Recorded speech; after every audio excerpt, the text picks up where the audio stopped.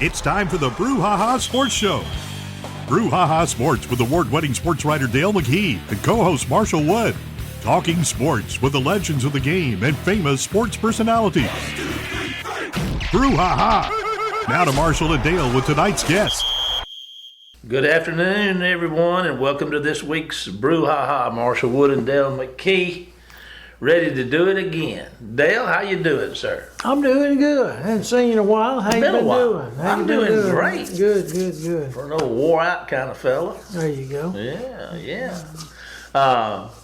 Let's talk about. I like to talk about your sideline view. It's a highlight every week. It really is. Tell us about, Tanner Hall. We talked about USM a little bit. Golden Eagle pitcher. I see where you have reported that the first player in the program's history to be named first team All-American 2 consecutive years. That's very impressive. That doesn't. That's probably a rare feat overall, isn't it? I would think so. Yeah. You're looking at people like maybe like Jake Gibbs. Yeah. Donnie Kessinger. I mean, I don't know. Yeah. Just people of that magnitude. Will Clark or Raphael. Man, that's some big names in baseball history, and this Yes, guy right sir. here is making his case to be up there, isn't he? Well, I'll tell you what, he's the most consistent pitcher I've seen in a long time in college. He's consistent. You've seen a bunch of them too, Well, in all the years that you've been alive.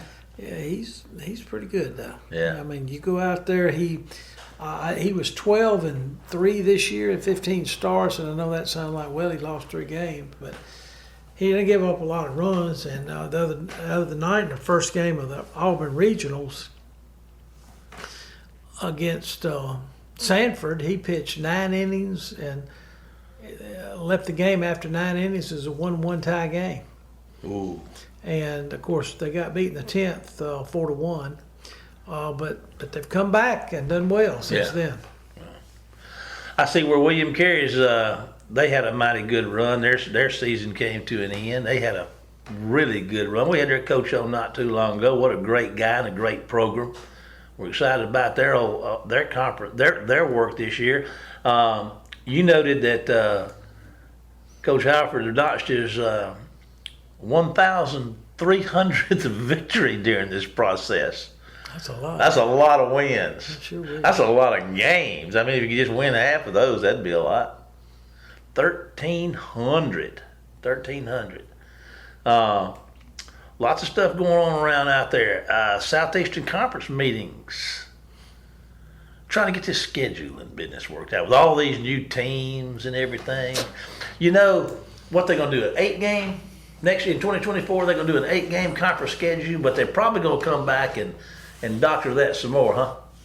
Yeah, they of course they met in Sandestin, Florida this past week, and they had the ADs, the football coaches, President's University, everybody down there, and President's University got to sign off on all this.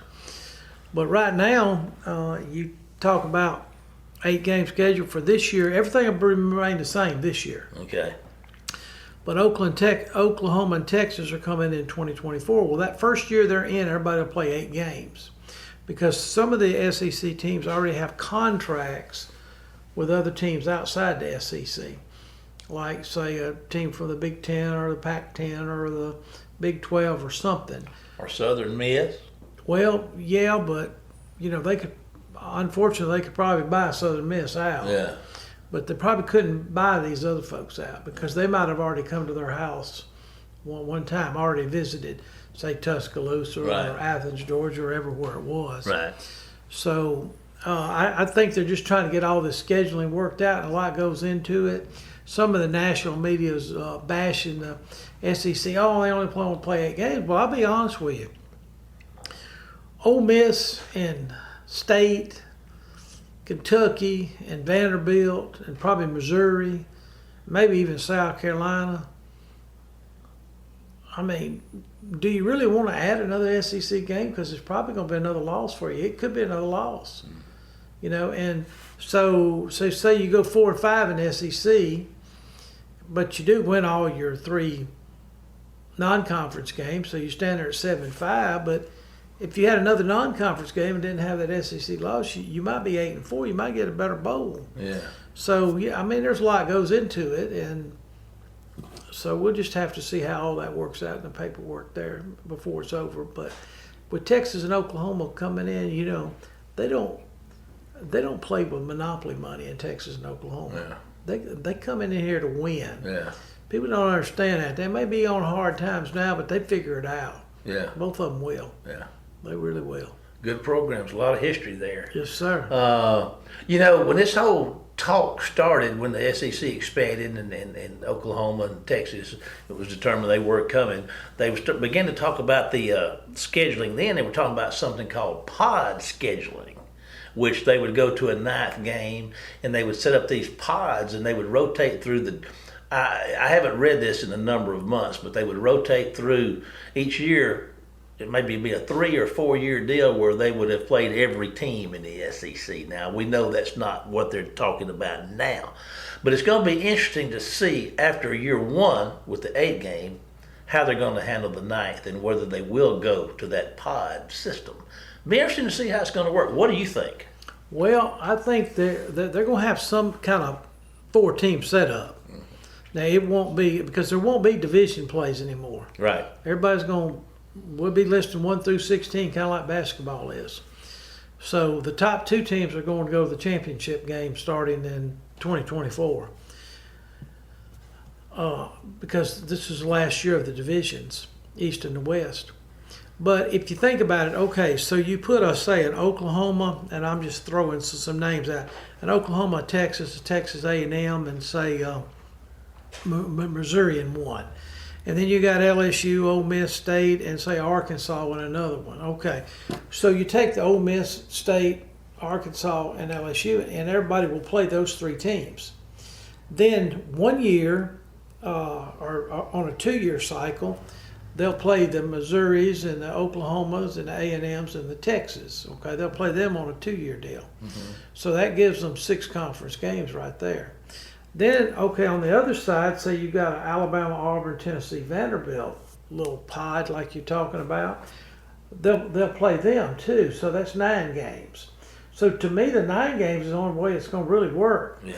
And then when you got the other pod where you got Florida and Georgia and South Carolina and Kentucky maybe, those people will swap with these people over here, say from the West, from Texas, Oklahoma, and all that. That's the only way I can see it working. You're going to have to, because I think Ole Miss and State both would like to have LSU, Arkansas, and each other as their common opponents. Mm-hmm. And you're still going to get to play Alabama every couple of years. You're just not going to get beat up every year by them, you know, because look at the history of both Ole Miss and State. Alabama's got a lot more wins than either one of those did. Yeah. Now, if we could have kept Archie Manning for about 50 years, we might have done better up than Ole Miss. And I don't know. Maybe if they'd kept, I don't know. I'm trying to think who they could have kept at Mississippi State. But State's had good success. I think Sylvester Croom won a couple games against his alma mater up there, and because Alabama was going through some hard times at that time, and I think Jackie Sherrill might have beat them a time or two. So there was times, but I don't think Dan Mullen ever beat them. He was like 0-9 against them. Yeah, I believe you're right. You know, something like that. Mm-hmm. So, you know, it just goes through things, but you know, that's just my opinion. And of course, now they're not going. They'll decide what's best for every member, and I think that's hard. Yeah. I think some members are going to have to give up something. Yeah. You know. Well, it'll take us a while to know, but we'll figure it out. They'll figure it out, and they'll let us know. I'm anxious to see how close it's going to match up to what you're saying, and I'll tell you right now, folks, I think it's going to be pretty close to what Dale's saying. Dale, we got a guest tonight? We do. Well, tell us who we got. We got Danny Smith from Starkville Daily News. Starkville Daily News. Daily News. Daily News. Well, I'll tell you what, let's do. Let's take a break to hear from our sponsor, and we'll be back with our guest tonight right after this word. Phillips Building Supply in Laurel, your hometown building supply store since 1954. We are locally owned and pride ourselves on helping our customers find exactly what they need. From foundations to roofs to doors and windows, Phillips has it. For tools, hardware, lumber, and plywood, visit Phillips Building Supply. Welcome to the show, Danny Smith of the Starkville News. Danny, glad to have you again, and we just want to talk a little sports, SEC sports, Mississippi State sports, anything you can lead us on down that path, okay? What's happening? Sounds good. That's what I love to do. So what's happening in Starkville? What's going to be in your newspaper today for people to find out about?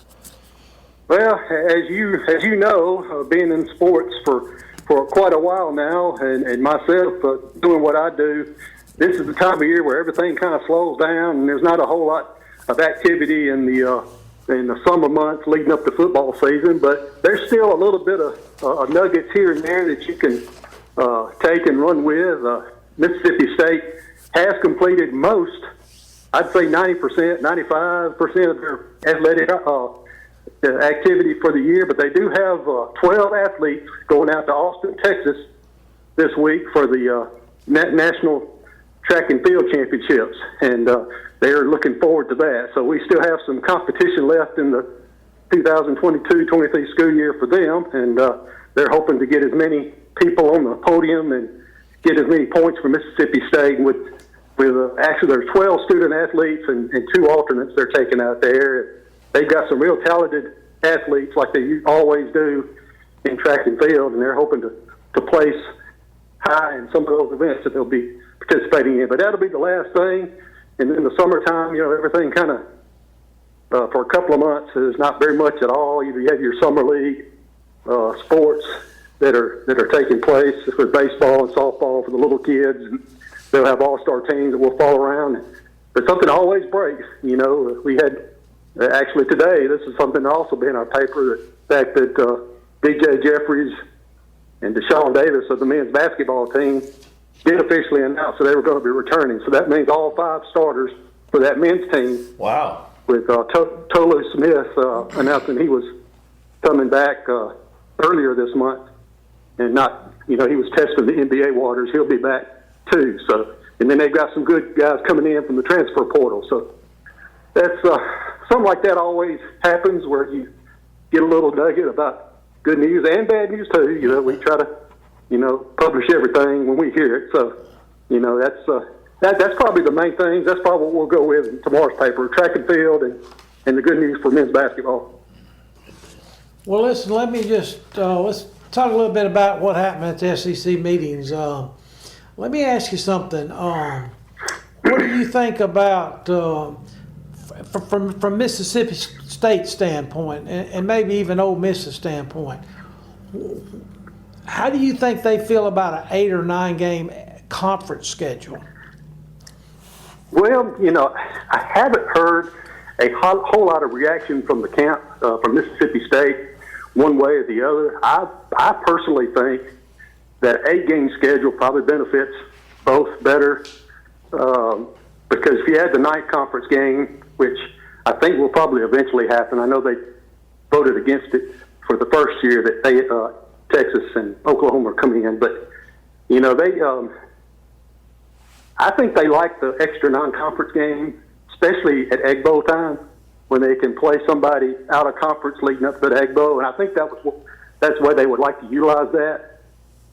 Not so much at the front end, with they usually play a couple for Mississippi State because that's who I'm with. Most of the time, they play the 2 non-conference games early, for the most part. Then they play a string of 5 or 6, 7 SEC games, and then they play that last non-conference game before the Egg Bowl. I think that's the way they would like to keep it.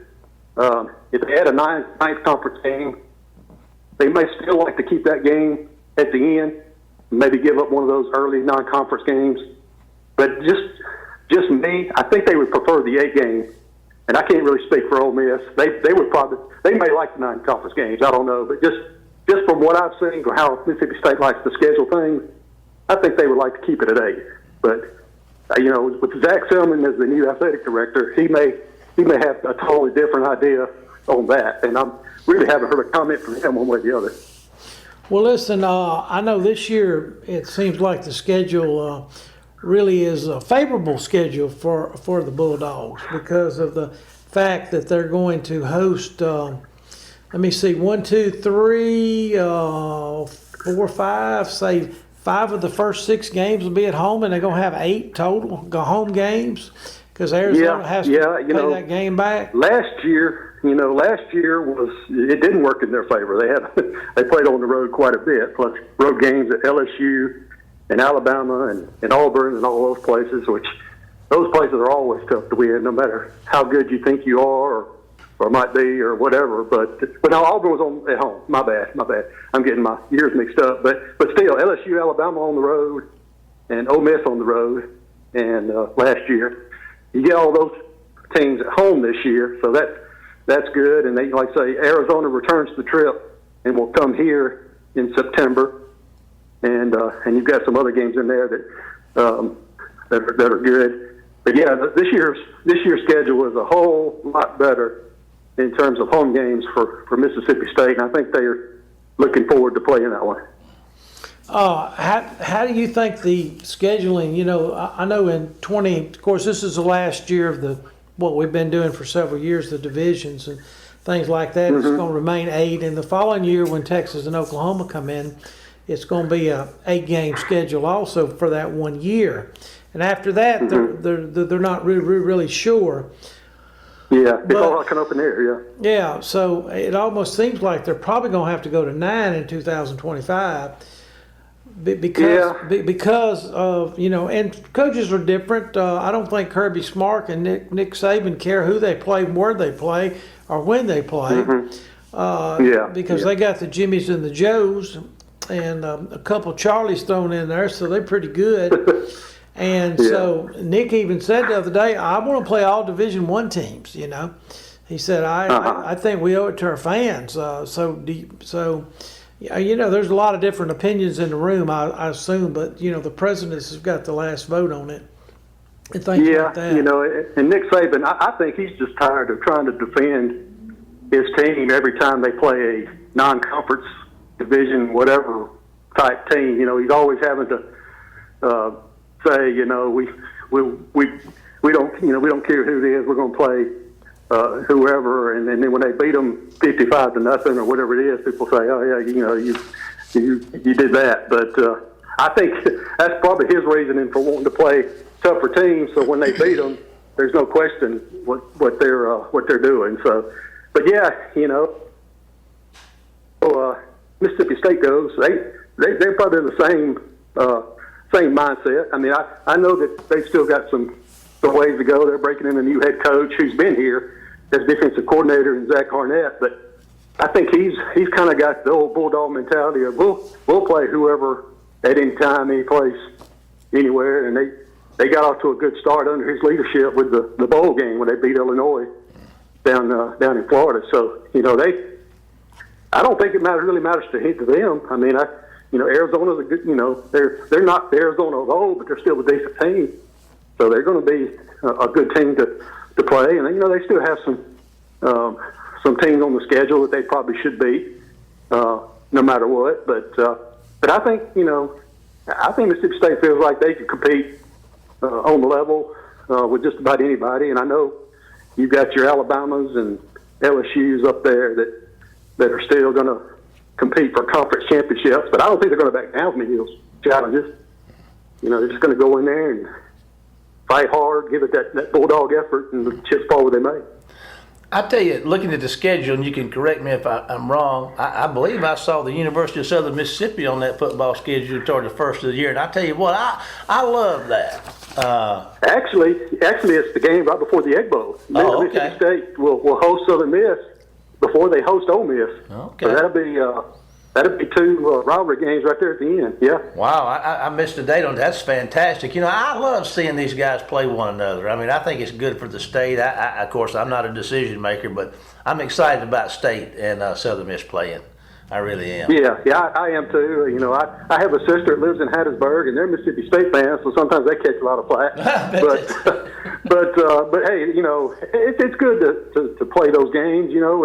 And I know Southern Miss has got Will Hall down there as their coach. He's going to do great things. Has already done great things, and it's going to be a good game.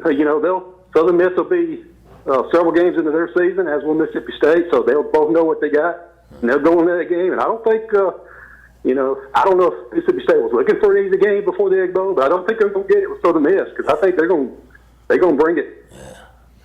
Go ahead, Dale. I'm sorry. No, you go ahead. I just went blank. Blank man's in town. Blank man. Let me fill in the blank here. All right. Well, listen. I don't know if y'all want anything on Mississippi State since Zach Arnett took over, but that's what I was going to ask. That's exactly what I was going to ask. He's taken the bull by the horns, and he had a great spring practice, and you know they didn't show a lot in the spring game. They did some interesting things. I think they're going to run the ball more than they did when they had the full-fledged air raid. I think they're still going to have elements of the air raid just because, you know, it's something that they like to throw. They're still going to throw the football. And in the spring game, they showed that they could do it with Xavier Thomas. He had a great one-handed touchdown catch in that game. But they also gave it to Tua Griffin on the end around. He broke for a touchdown. Now, I know it's against guys that you know and have practiced against for a couple of months there, but you know they're showing that they're willing to try some new things, and I think they're going to have a couple of running backs that can run the ball. So I think you're going to see a lot of things mixed up on offense, and you've seen the past 2 or 3 years when Mike Leach was the head coach, and defensively I think they're going to be a lot of the same.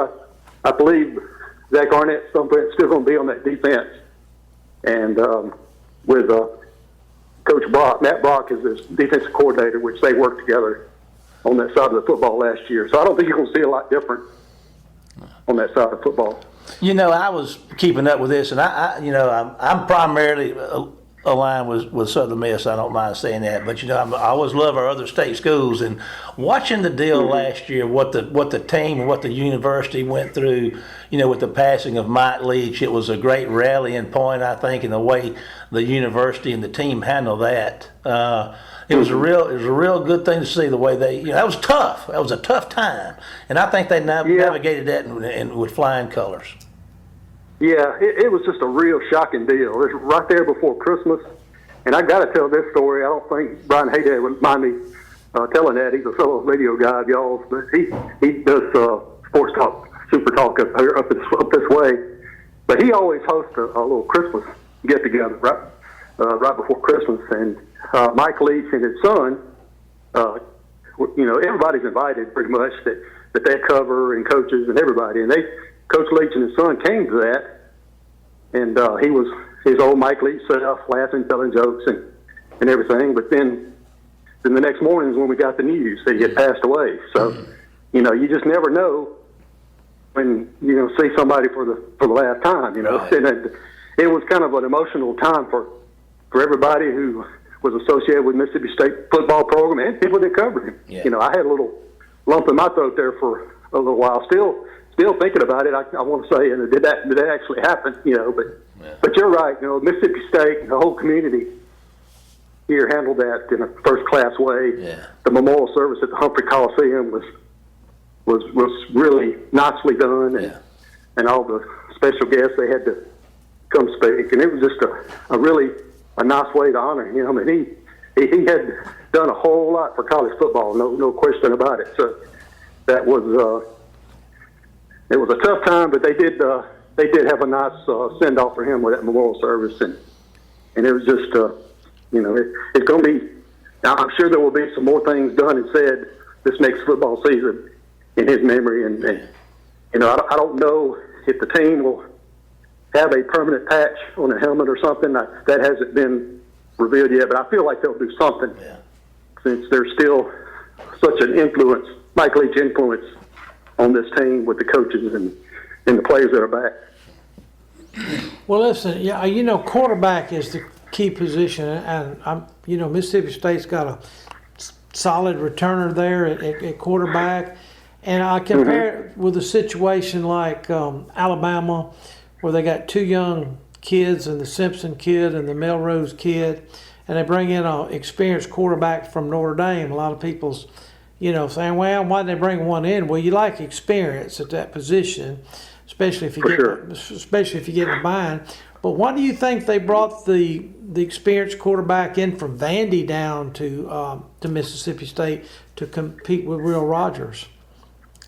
Well, I may be totally wrong about this, but Wright, Mike Wright, I think his name's Mike, his first name, he brings something to the offense that Will can't, and that's mobility.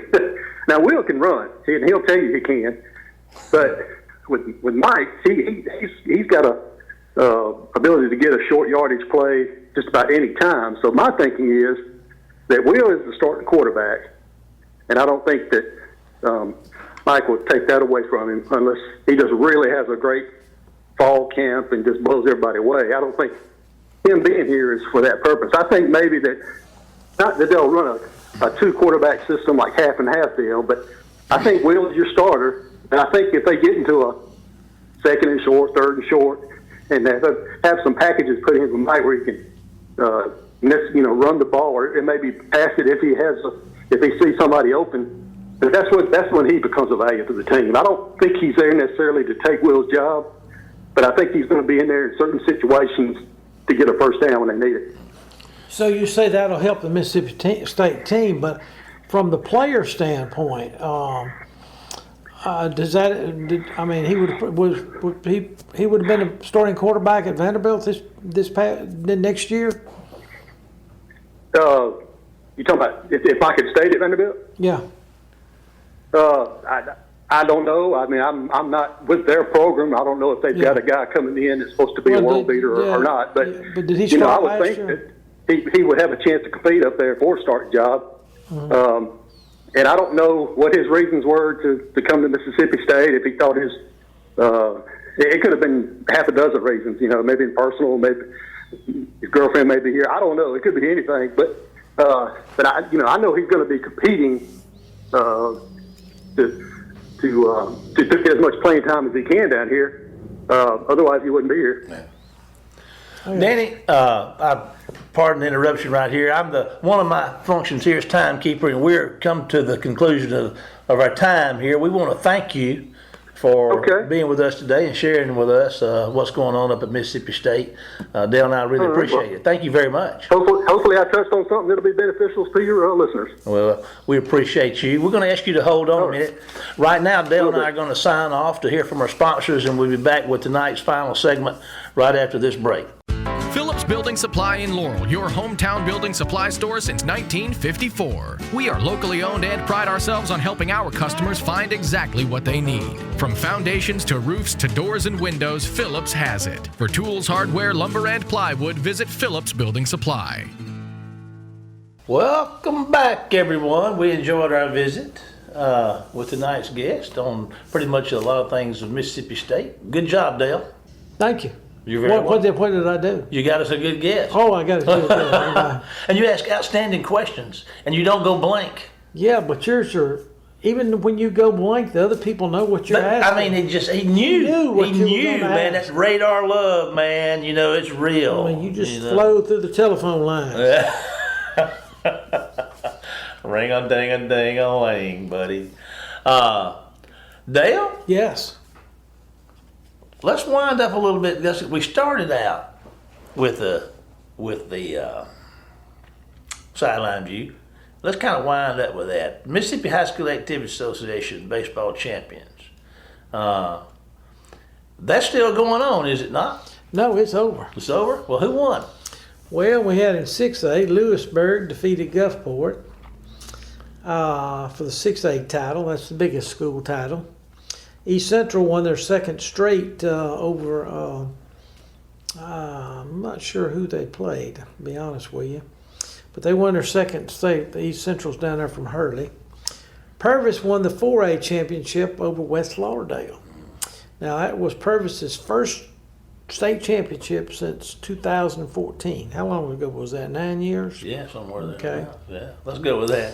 All right. And West Lauderdale had been to the state championship 14 times and had never lost. Wow. Wow. That's winners. That's impressive. Man. Amory, they had a great story. That's where the tornado came through and destroyed their field and everything. They won the 3A title for the second straight year. And East Union won the 2A, and Resurrection Catholic down there from the coach took the 1A title. Well, so that's pretty much kind of wraps up everything, and we'll be headed with high school into the. What else you got there? You got one more thing you're pointing at me. I can't see it. What is that? Can you read? Oh, LSU's air-conditioned football helmets. I mean, come on now. Give me a break. I didn't even want to talk about that. That's just that air-conditioned helmets. Where's the wind blow? Yes. Yeah. I can't hear the calls. The wind's blowing in my ear. Are you for air-conditioned helmet? I don't know. Have you ever heard of an air-conditioned helmet? Well, now, this came from the military. The military has them in the desert areas. Oh. So they just adapted it and LSU is, I guess, the guinea pigs. Oh. If we can say that on the air. Can we say stuff like that? LSU, guinea pig, guinea pig, guinea pig, guinea pig. Jamie, can we use the word guinea pig? I mean, I don't know. I can a whole lot of words come to mind when I think about LSU, but I'm going to leave it at that because you know what time it is? No. It's getting close to time, but before we talk about what time it is, we want to remind everybody that you can follow us during the week on Facebook at the Brouhaha, and you can see all of our interviews or listen to them cataloged on our YouTube channel, the Brouhaha. But now, Dale, it is time to say goodbye, Dale. Goodbye, Dale. And we'll see you next week for more of the Brouhaha. Get us out of here, Jamie. You've been listening to the Brouhaha with Dale McKee and Marshall Wood. Heard Tuesday evening, 6 p.m. on WABO. For more of the Brouhaha, follow us during the week on Facebook and WABO.